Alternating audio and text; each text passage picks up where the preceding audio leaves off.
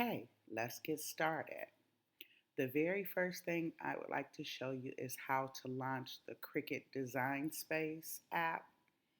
So if you have not already installed it, then that's another video. So you'll have to let me know. But here we go. So I'm working on a Mac and your screen may seem a little different than mine. So up here in the top of my browser is a little green C, but it may be down here on yours. Okay, so I'm going to click that C. When I do, it gives me options, launch design space, about, support tools, help, and quick plug in. So we're going to click the launch design space.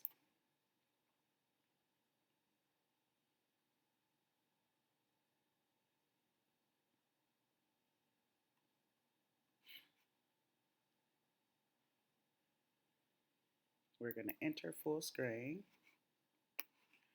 And so this is my design space. I'm already signed in. There's my name.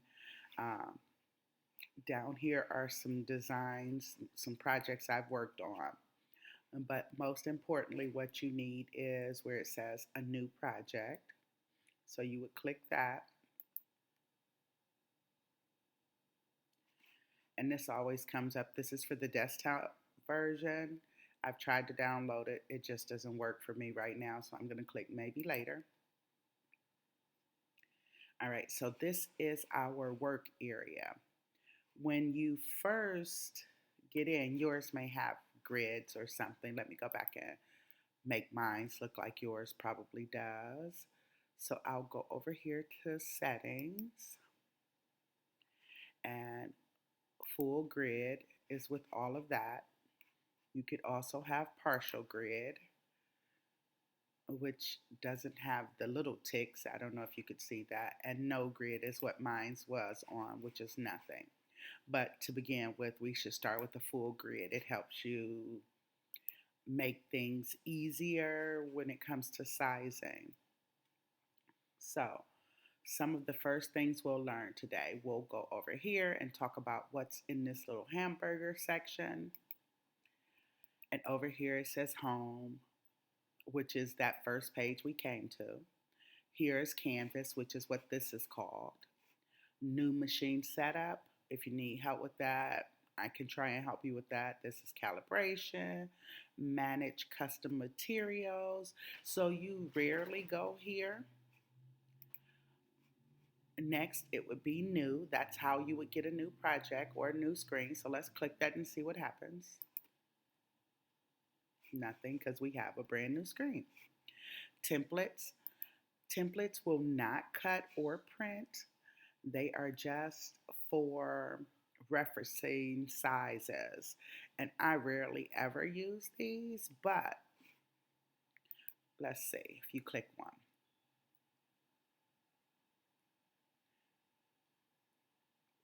Okay, so you can go up here and you can change the size of these shirts too based on what you want. So that says men 3/4 sleeve.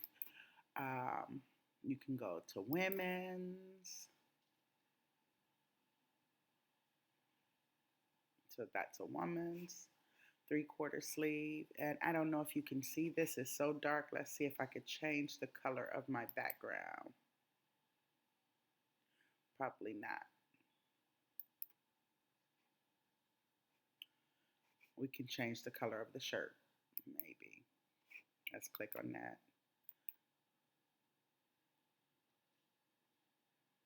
Nope. So it's not allowing us to do that. Oh, here we go. Change color. Sure, red. So it'll. There you go. So we changed the color so that you can see the shirt. And here it says the size. So do you want a woman's extra small? Let's go 2X.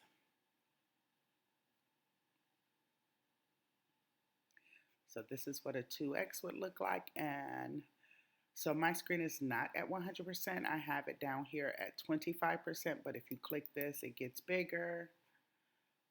I like to see everything I'm working with on the screen. So we've gotten templates and you want to design a shirt. Well, where do you start? What do you want to put on it? So text, let's go to the text too. That's this big T here.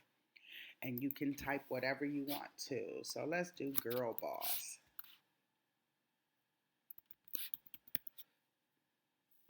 I don't know why, but that came to my mind this morning. So we're going to move the text up here.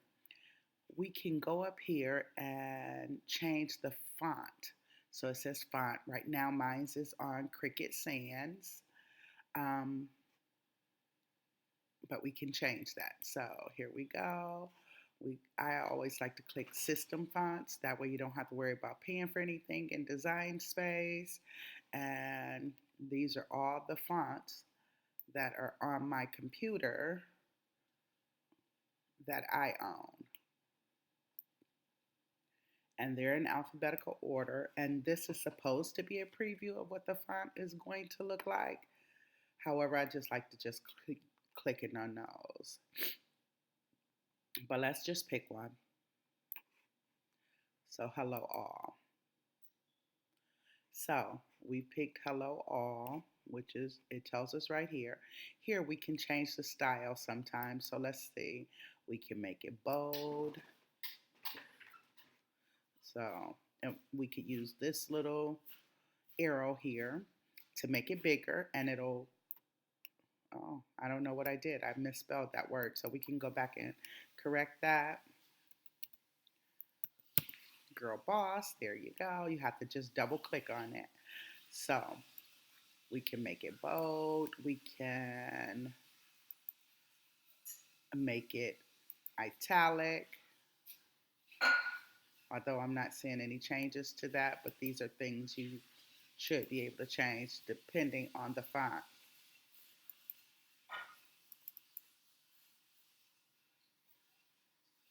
But let's just go back to the regular font.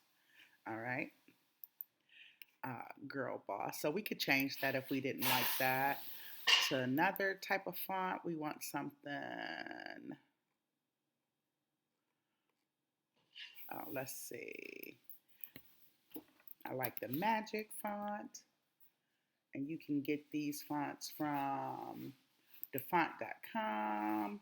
If you don't have them, I'm not sure I like that, but another lesson would be on kerning and how to make these letters all work together, but I don't want to take you too far today. So, girl boss. We've changed the text. You can change the color of the text. Say you want it to be whatever color, but you go up here to where it says line type. It says cut in the box, and then next to the box there's a color box.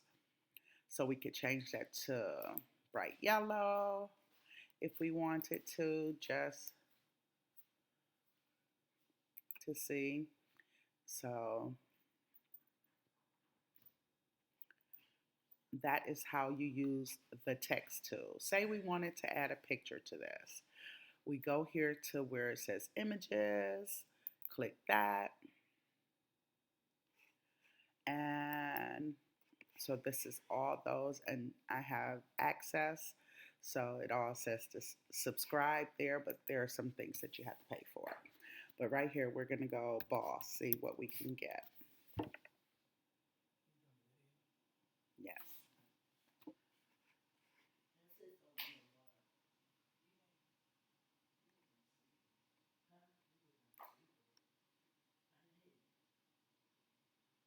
Girl, you are the boss.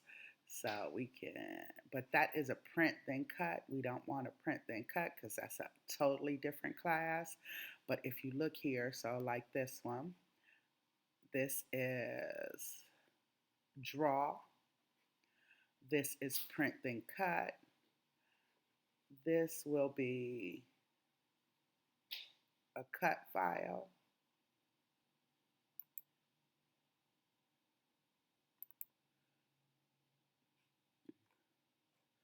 but any image that you can layer. Print then cut is fun. If you have access to a printer, show those germs who's boss. That's cute too. Boss babe. Let's just do this one and see what happens. So if we took the text away, we can move that down there. And we can, oh, I brought that in anyway. I'll exit that. But here we go. So boss babe. We can, like I said, make it bigger just by pulling these arrows and it'll stay proportionate. But you can also change the size up here. So say you knew what size you wanted the image to be because you measured out your project, whatever it would be, a t-shirt in this case, you can go up here and also change the size. So say you wanted it to be 9.5 inches wide. You can go up there and type 9.5 and then tab and see how the height changed also because it's proportionate. Now, if you wanted to do it where it wasn't proportionate, you can just click this lock here and you could pull it any kind of way you wanted it down. You can pull it wide, but I'm gonna undo that.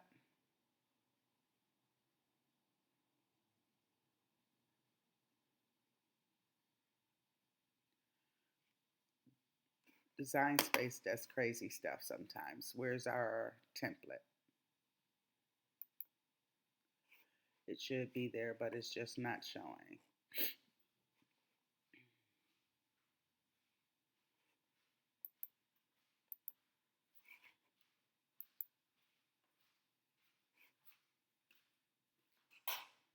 But anyway, for the sake of the video, I guess I won't wait on that. I don't know what happened.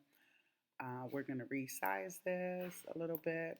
15 would be too big, especially if you're doing this in heat transfer vinyl. You're trying to make a t-shirt and your press is bigger than, your press might not be 15 inches big.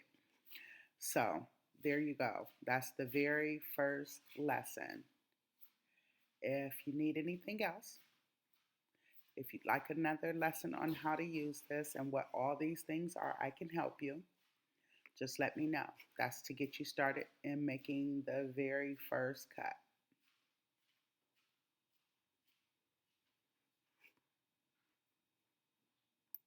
What's going on?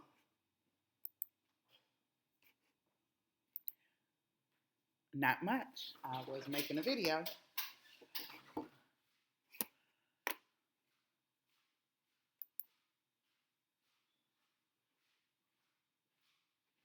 I hope I was making a video.